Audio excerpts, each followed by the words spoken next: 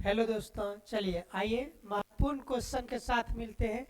ठीक है, जो 2026 के दृष्टि में इसको बहुत ही महत्वपूर्ण है कि आपका 2026 के लिए क्या है, वीवीआई क्वेश्चन नहीं, बहुत ही महत्वपूर्ण। चलिए, क्या है धर्म? धर्म निरपेक्ष से आप क्या समझते हैं? धर्म जैसे हिंदू, मुस्लिम, सिख, ईसाई, ये सब क्या है? धर्म है। क्या है? धर्म। निरपेक्ष से आप क्या समझते हैं? निरपेक्ष मतलब क्या? किसी का पक्षपात नहीं। ठीक है ना? पक्ष मीन्स होता है किसी के हक में या किसी के दिशा में बोलना, और निरपेक्ष मीन्स होता है क्या? जो सही, किसी के पक्ष में ना बोलकर सही पर बोलना। ठीक है, तो धर्म के आधार पर भेदभाव नहीं करना, सभी धर्मों का सम्मान करना धर्मनिरपेक्ष कहलाता है। ठीक है, कोई भी व्यक्ति अगर अपना धर्म का बड़ाई ना करे और दूसरे भी धर्म का सम्मान करे, इसे ही कहते हैं क्या? धर्मनिरपेक्ष। क्या बोलते हैं? धर्मनिरपेक्ष। तो धर्मनिरपेक्ष किसे कहते हैं? ठीक है, दूसरे धर्मों का सम्मान करना, धर्म के आधार पर भेदभाव नहीं करना, उसे क्या कहलाता है? धर्मनिरपेक्ष कहते हैं। क्या कहते हैं? धर्मनिरपेक्ष। ठीक है, पहला क्वेश्चन है धर्मनिरपेक्षता से आप क्या समझते हैं? तो वैसे धर्म, ठीक है, ये जैसा रहेगा, देश रहेगा तो देश के बारे में बोलेंगे, राज्य रहेगा तो राज्य के बारे में। तो अपने धर्म का बड़ाई न करके अपने धर्म के सम्मान के साथ साथ दूसरे धर्म का भी सम्मान करे और अपने धर्म का भी सम्मान करे। धर्म के आधार पर किसी व्यक्ति, वस्तु, स्थान, देश का भेदभाव नहीं करे, उसे क्या कहते हैं? धर्म निरपेक्ष। क्लियर है? चलिए अगला क्वेश्चन पर चलते हैं। धर्मनिरपेक्ष राज्य क्या है? ऐसा राज्य जहां पर, ठीक है, धर्म के आधार पर भेदभाव नहीं होता हो, उसे क्या कहते हैं? धर्मनिरपेक्ष राज्य। देखिए कब कब पूछा? 2017 और 2019 में आया गया है क्वेश्चन, और ये 2026 में भी आएगा, आने वाला नहीं है, आएगा। ठीक है ना? धर्म के आधार पर भेदभाव नहीं करने वाला और सभी धर्म को एक समान मानने वाला राज्य धर्मनिरपेक्ष कहता है। अब बोलेंगे धर्मनिरपेक्ष व्यक्ति भी के साथ है। ठीक है, तो किसी भी धर्म के आधार पर टिप्पणी न करने वाला व्यक्ति, सभी धर्म को सम्मान करने वाला व्यक्ति धर्मनिरपेक्ष व्यक्ति कहलाता है। फिर यहाँ क्वेश्चन में क्या? धर्मनिरपेक्ष राज्य ऐसा राज्य जहाँ कानून व्यवस्था धर्म के आधार पर भेदभाव नहीं करता हो। ठीक है, ऐसा राज्य जहाँ देश या ऐसा देश या ऐसा राज्य, राज्य रहेगा तो राज्य लगाएंगे, देश रहेगा तो देश लगाएंगे, तो यह क्या है? राज्य। तो ऐसा राज्य जो धर्म के नाम पर भेदभाव नहीं करता हो, वहाँ का राज्य सरकार, उसे क्या कहते हैं? धर्मनिरपेक्ष राज्य। सभी धर्मों को समान रूप से देखना। चलिए क्लियर है? अगला क्वेश्चन नंबर 3 पर चलते हैं। ये भी बहुत ही महत्वपूर्ण है और ये 5 नंबर का क्वेश्चन है। ठीक है, बने रहिए मेरे साथ। बड़े 70 के दशक, 70 के दशक का मतलब क्या? 1970 के आसपास से, ठीक है, 1970 के आसपास से 70 के दशक से आधुनिक अभी तक का के बीच का भारतीय लोकतंत्र का सफर। बोल रहे क्या? 1970 के आसपास से, 1970 के आसपास से 70 के आसपास, ठीक है ना, 67 क्या आ रहा है, 70 में ही आ रहा है, तो अभी तक 2000 के बाद तक, या 2000 अभी तक चल रहा है। तो बड़ा क्या लोकतंत्र में क्या सामाजिक न्याय, ठीक है, लोकतांत्रिक संक्षिप्त का वर्णन करें। बोल रहे यहाँ तक का ना राजनीतिक क्या रहा। तो सबसे पहले ना 1970 के दशक में स्वर्ण जाति का वर्चस्व था। किसमें? राजनीति में। राजनीति में जितने भी व्यक्ति आते थे 1970 के आसपास, वो स्वर्ण जाति के आते थे। ब्राह्मण आते थे, क्षत्रिय आते थे, भूमिहार आते थे। फिर उनके बाद 70 से 90 के दशक तक में, ठीक है ना, स्वर्ण जाति और मध्य जाति में बहुत संघर्षशील हुआ, बहुत, दोनों में, ठीक है ना, संघर्षशील हुआ। तो फिर उसके बाद कौन आ गया? यादव समाज आ गया, मंडल समाज आ गया। फिर 1990 के दशक से अभी तक में, ठीक है ना, मध्य जाति और पिछड़ी जाति में क्या होने लगा, संघर्ष। और अभी हाल में सबसे राजनीतिक में पिछड़ी जाति का वर्चस्व है। यही राजनीतिक का सफर रहा 70 के दशक से अभी तक का। चलिए हम इसको थोड़ा सा स्टाइल मोड में पढ़ते हैं। आइए देखते हैं। 1970 तक राजनीतिक स्वर्ण जातियों का वर्चस्व था। वर्चस्व मतलब क्या, बढ़ावा, उस जाति का अधिक अधिकार होना या उस जाति के अधिक क्षेत्र उस जाति के अंतर्गत आना। 70 से 90 के दशक के बीच स्वर्ण और मध्य पिछले जातियों में सत्ता कब्जा के लिए, ठीक है, संघर्ष, क्या संघर्ष चला, क्या चला, संघर्ष, ठीक है ना। तो 70 से 90 के दशक में किसके किसके बीच संघर्ष चला, स्वर्ण जाति मतलब क्या, उच्च जाति और मध्य जाति के बीच में संघर्ष चला, ठीक है, में किस पर, सत्ता पर कब्जा में, सत्ता पर कब्जा जमाने में, ठीक है। और 90 के दशक के उपरांत, 90 के दशक जैसे बीत गया, पिछले क्या होगा, पिछड़े, उपरांत पिछड़े, क्या होगा, पिछड़े, क्या होगा, पिछड़े, क्या होगा, पिछड़े जातियों का वर्चस्व था तथा दलितों की जागृति अवधारणा राजनीतिक गलियारों में उपस्थित दर्ज करने लगी। और क्या उसके बाद क्या, पिछड़े जाति में भी क्या होने लगा, जागरूक हो गए वो लोग भी कि हमको भी अब ना सत्ता में जगह चाहिए। और उनका धीरे धीरे गलियारों में क्या हुआ, स्थान पकड़ बनाने लगा। फिर वो लोग भी क्या हो गया, पिछड़े जाति का वर्चस्व राजनीतिक में बढ़ने लगा। चलिए आगे बढ़ते हैं। उपस्थिति दर्ज कर रही है, उसके बाद क्या है, देखिए करती है, और नीति का प्रभाव करती रही। आधुनिक दशक के वर्षों में राजनीति का पड़ाव दलित और महादलितों के पक्ष में झुकता है। और अभी किसके किधर राजनीति का अधिक होता है, दलित और महादलितों के हक में जो बोलता है तो राजनीति किस उसी तरफ क्या होता है, झुकता है।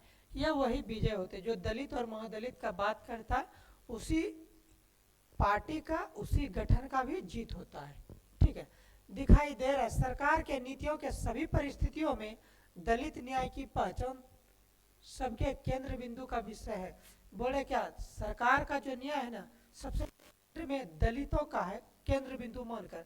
मतलब कोई भी नियम कानून छोटा से छोटा कैसा भी बनाए तो उसमें दलित समाज को, निचले समाज को बहुत ध्यान में रखकर कानून बनाया जाता है या उसके कर क्या करता है, उसे काम किया जाता है। तो ये बहुत ही महत्वपूर्ण था। तो ये क्या था, 70 के दशक से आधुनिक काल तक राजनीतिक का सफर। और ये बहुत ही VVI 2026 में ये क्वेश्चन आ जाएगा। चलिए अब आगे बढ़ते। क्या है, पवन अपर्दन, क्या है, पवन अपर्दन, पवन अपर्दन, पवन अपर्दन वाले क्षेत्र में कृषि के कौन सी पद्धति उपयोगी मानी जाती है। बोले जो पवन अपवर्तन वाले, ठीक है, अपर्दन वाले क्षेत्र में कौन सा कृषि अधिक उपज होता है, कौन सा कृषि अधिक उपज होता है या अच्छे से उपज हो सकता है या लाभदायक होता है, ठीक है। जैसे आप राजस्थान में सेब बोइएगा तो होगा कभी नहीं ना, तो उसके लिए कहाँ चाहिए, जम्मू कश्मीर, है कि नहीं। और राजस्थान में पानी फल रोपेंगे, होगा कभी नहीं ना, उसके लिए क्या चाहिए, ठीक है, मेघालय तरफ। तो यही बात है। तो मौसम के हिसाब से कौन सा फसल कहाँ अधिक उपजाऊ होता है, वही बोल रहा है। पवन अपवर्तन वाले क्षेत्र में कौन सा फसल उपयोगी है। पवन अपवर्तन वाले क्षेत्र में पट्टिका पद्धति उपयोगी मानी जाती है। पट्टिका पद्धति मतलब क्या, खेती ना, जैसे पहाड़ है ना, पहाड़ तो खेत तो ऐसे ढलान बना नहीं सकता क्योंकि इधर से पटाएगा कहाँ चल जाएगा, नीचे। तो ये एकदम ऐसे राउंड जैसा खेती होता है, ठीक है ना, और बाउंड्री बना बना के, ठीक है, पट्टिका नुमा खेती होता है। इस कृषि में फसलों के बीच घास की पट्टियां भी लगाई जाती है। और फसल के बीच घास का भी क्या लगाया जाता है, पट्टियां, ठीक है, पट्टी जैसा घास को बोया जाता है। चलिए क्लियर है। आगे बढ़ते हैं क्वेश्चन नंबर 5 और बहुत ही महत्वपूर्ण है। जलोढ़ मृदा से आप क्या समझते हैं, इस मृदा में कौन कौन सी फसल उगाई जाती है। नहीं, जलोढ़ मृदा से आप क्या समझते हैं और इसमें कौन कौन सी फसल उगाई जाती है। नदियों के द्वारा बहा कर लाए गए मृदा को जलोढ़ मृदा कहते हैं। जलोढ़ मृदा किसे कहते हैं, नदियों के द्वारा बहा के लाए गए मृदा को जलोढ़ मृदा कहते हैं। ठीक है ना।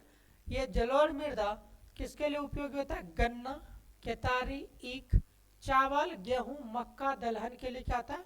बहुत ही उपयोगी होते हैं। जलोढ़ मृदा किन फसलों के लिए अधिक उपयोगी होते हैं, या इनमें जलोढ़ मृदा में कौन कौन से फसल अधिक उपज होते हैं? तो क्या बोलेंगे? गन्ना, चावल, गेहूं, मक्का, दलहन। क्लियर? फसलों के लिए उपयुक्त मानी जाती है। ये सब फसल इसमें बहुत ही अच्छे तरीके से उगता है। इसके लिए क्या है? पौष्टिक आहार है। चलिए आगे चलते हैं क्वेश्चन नंबर 6 पर। नदी घाटी परियोजना किन्हीं दो लाभों का उल्लेख करें। बोले नदी घाटी, नदी पर जो घाट बना है ना, घाट, ठीक है ना, घाट का परियोजना, बिजली बनाने वाला बांध बना है, तो दो लाभ। एक लाभ तो क्या, पहले तो बांध को, नदी को उस पर डैम जैसा बांध बना के, फाटक बना के जल को क्या करते हैं? रोकते हैं और अगल बगल वाले क्षेत्रों का सिंचाई करते हैं। दूसरा, उन पे अच्छे से बांध बनाकर क्या करते हैं? उसका, ठीक है, बाढ़ नियंत्रण भी कर सकते हैं, बिजली भी बना सकते हैं। तो कई सारा है, लेकिन हमसे पूछा क्या? दो। तो नदी पर बांध बनाकर बाढ़ को रोका जा सकता, एक। दूसरा है नदी पर बांध बनाकर सिंचाई की जाती है। क्लियर? अब आते हैं रेड डाटा बुक। क्या है? Red data. रेड मीन्स क्या आता है? देखते हैं कभी रोड सड़क पर ना अगर काम चल रहा है तो लाल पट्टी मार दिया जाए। लाल का मतलब है रेलवे के सिग्नल में जहाँ पटरी ट्रेन पार होता है, जहाँ नहीं आने वाला ट्रेन है, यह क्या करता है? लाल रंग का प्रयोग करते हैं। तो रेड मीन्स होता है खतरा। Red data book, book means होता है किताब, डाटा मीन्स क्या होता है? जानकारी। तो रेड मीन्स लाल, खतरा वाला बुक। ठीक है, रेड डाटा बुक का मतलब क्या? खतरा वाला बुक। इसमें उसी को लिखा जाता है जो अब खतरे में है या खतरा में चला गया, अब उसका अधिक समय तक है नहीं। इसमें रीजन है जो जीव, जो जंतु, जो प्राणी, जो चीज, ठीक है ना, खतरे के कगार पर है, अब उसका अस्तित्व मिटने वाला है। जो जीव, जो पेड़ पौधा, जो भी हो, उसका अब अस्तित्व ज्यादा दिन बचा नहीं है, वो मिटने वाला है, उसी को क्या बोलते हैं? Red data book. क्या बोलते हैं? Red data book. खतरा का किताब, उसमें डाटा मतलब सूचना है। खतरा वाला किताब में, ठीक है ना, सूचना है जो अब नहीं है अस्तित्व में, तो कुछ कुछ बचा है। तो भारत के संकट पादप प्रजातियां, किसके? पादप प्रजातियों के लिए।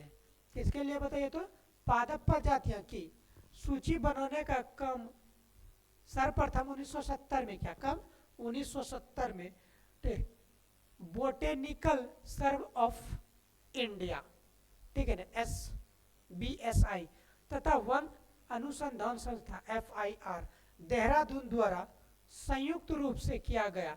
इन्हें ने जो सूची बनाई उसे रेड डाटा बुक कहते हैं। ठीक है, इन्होंने जो सूची बनाई थी, जो बताई कि जो अंतिम कगार पर है, जो पौधे, जो पादप, ठीक है, उसी का सूची बनाया और उसी बुक का नाम रख दिया क्या? Red data book. क्लियर है यहाँ तक? चलिए अब फिर एक अगला क्वेश्चन के साथ मिलते हैं आपसे, बहुत ही महत्वपूर्ण है। चलिए, इन मीन्स होता है अंदर, ठीक है, C2, बस नाम के साथ कुमार लगाते हैं, बस C2 वही लगाए। तो जो अंदर आने वाला है, ठीक है ना, वन्य जीवों को उनके प्राकृतिक आवासों में संरक्षित करने का प्रयास सफल हो रहा है, इसे इन C2 कहते हैं। बहुत सारा जीव जंतु क्या कर रहा है? जंगल कट रहा है, वहां से क्या हो रहा है? जीव जंतु भाग जा रहा है, एक स्थान से दूसरे जगह पलायन कर रहा है, कहीं ना कहीं जा रहा है, तो उसको क्या करते हैं? उसको आवास में, जानवर का आवास कहाँ है? जंगल, उसको क्या करे? कवर कर रहा है। मतलब क्या? उसको ला ला के उसके आवासों पर लाके छोड़ रहा है। जो काम सफल हो रहा है, जो नष्ट होने से बचा जा रहा है, उसे क्या बोलते हैं? In situ. In situ means होता है अंदर आना, मतलब क्या? खतरे के घंटी से बच जाना। तो वन्य जीवों को उनके प्राकृतिक आवासों में संरक्षित करना। प्राकृतिक आवास, वन्य जीव का प्राकृतिक आवास क्या है? जंगल। तो जो वन्य जीव भटक जाता है, कहीं चला जाता है, ठीक है, तो उसको क्या करते हैं? पकड़ के प्राकृतिक आवासों में पहुंचा दिया जाता है। तो क्या क्या? उस जीव को बचा लिया गया, ठीक है, तो वही उसी को क्या बोलते हैं? In situ. क्या बोलते हैं? In situ. करने के प्रयास को सफल हो रहा है, इसे ही कहते हैं इन सीटू।